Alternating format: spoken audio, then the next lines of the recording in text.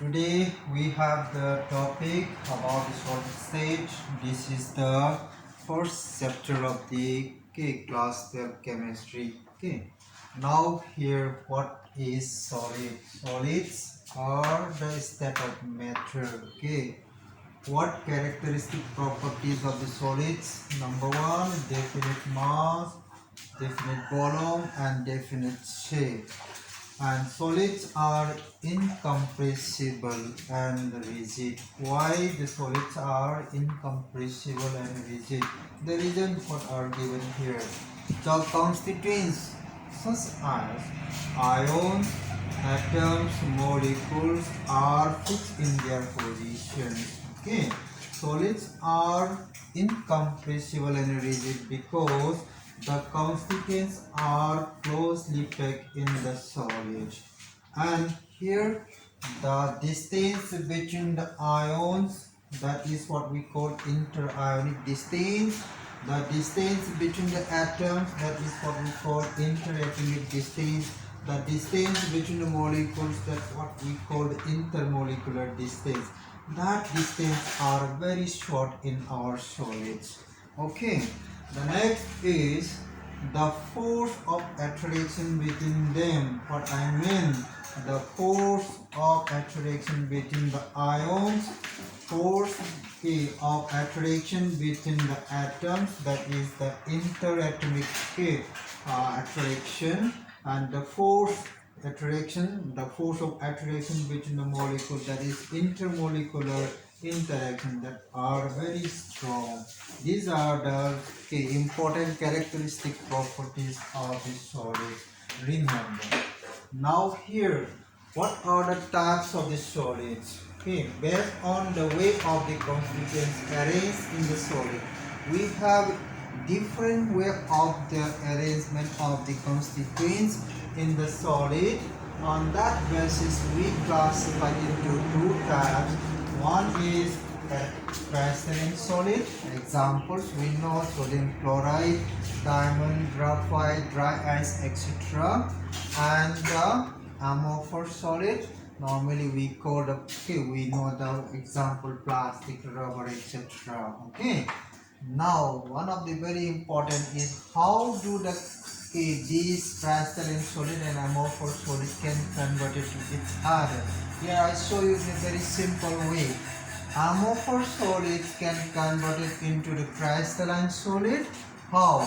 This amorphous solid, when heated strongly and cooled slowly, that process what we call annealing. So by that method, this amorphous solid can easily convert it into the crystalline solid. And similarly, this crystalline solid can also be converted into the amorphous solid by strong heated and cool repeatedly. This is the simple conversion of amorphous solid into the crystalline solid into the amorphous solid. After we know the type of the solids, crystalline solid and amorphous solid, now let me discuss the distinction between the crystalline and amorphous solid.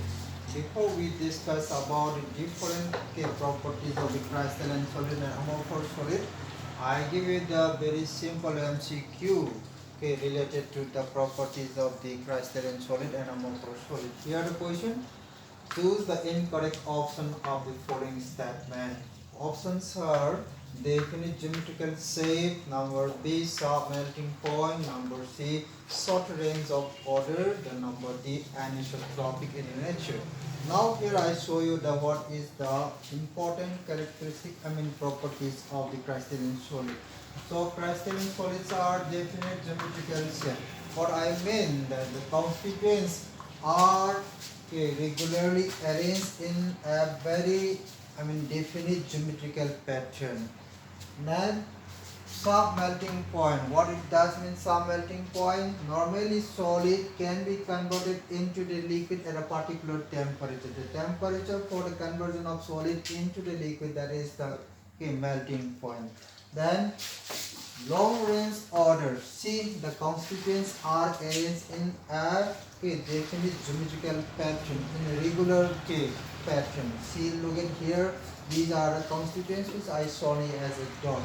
So these constituents are regularly arranging. So these arranging of the constituents are all long range order. The fourth property is anisotropic in nature. What do you mean by anisotropy? Anisotropy is the property like electrical resistance, electrical conductivity or refractive index show different values when we measure along different directions in the same crystal. Now in the case of the amorphous solid, amorphous solids are irregular in shape. What it does mean, these constituents are not arranged in the uniform or regular pattern. Then number 2, no sharp melting point. No sharp melting point means there is no any particular temperature where the solid can be converted into the liquid. So as already I given to you the example, glass. So glass is not a pure solid. This is the pseudo solid. Pseudo solid means super cool liquid. What do you mean by super cool liquid? So that solid is softened when heated, then flow or melt down. Number 3, short range order. What it does mean short range order. Since the constituents are not regularly arranged in the definite geometrical pattern, so these constituents are arranged in a very short range. Then number 4 is isotropic in nature. What do you mean by isotropic in nature? As I told you, anisotropic are the properties of the solid. What types of the properties? Like electrical resistance, electrical conductivity or refractive index. Here in anisotropic show different value, but in isotropic they show the same value when measured along the different direction in the same crystals. Then now, from the above properties of the crystalline solid and amorphous solid, so what is our incorrect option of the following statement is? So that is short range of the order. This short range of the order is related to the amorphous solid. So for the crystalline solid, so we know the different types of this solid. What are the different types of this solid? One is the crystalline solid, another is the amorphous solid. Now let me discuss about the difference between the crystalline solid and amorphous solid. Before we discuss, just I give you the simple multiple choice question here. Here the question, choose the incorrect option of the following statement. Crystalline solids are, these are the different properties of the crystalline solid. Number A, definite geometrical shape. Number B, sharp melting point. Number D, short range order. Number D, anisotropic in nature. Now come to the properties of the crystalline solid. Crystalline solids are definite geometrical shape. What do you mean by definite geometrical shape? Here I show you. In our crystalline solids, the constituents are arranged in the regular pattern in a definite geometrical shape. See, this is I show you. These are the, suppose these are the constituents. These constituents are in the regular pattern. Now here, number 2, sharp melting points. You know the melting point is the temperature for the conversion of solid into the liquid. But in our crystalline solid, we have a particular temperature for the conversion of the solid into the liquid. Then number 3, long range order. See, I draw the very long line. See, I draw like this. Then we can draw like this. So this is what we call, we can draw the very long range order. So, and number D, anisotropic in nature. What do you mean by anisotropic in nature? See, our solids, having the different physical properties. What the physical properties? Properties like the electrical resistance when we measure, electrical conductivity or refractive index when we measure. We found different values when we measure So along the different direction in the same crystal. Now come to the amorphous solid. What are the important properties of amorphous solid? Amorphous solids are irregular in shape. Why the amorphous solids are irregular shape? Because the constituents are not arranged in the regular patterns. They are randomly arranged. Now number 2, no sharp melting point. Okay, amorphous solid does not have any sharp melting point, does not have any particular temperature when the solid changes into the liquid. One of the example we already told you, that is the glass. Glass apparently look like the solid, but that is not a pure solid. Normally glass we consider as the pseudo solid. Pseudo solid, what it does mean? Super cool liquid. Why we call it super cool liquid? When these types of the solid, when we heat it, so that solid first it soften, then after that it flow or melt down. These types of the solid we call pseudo solid.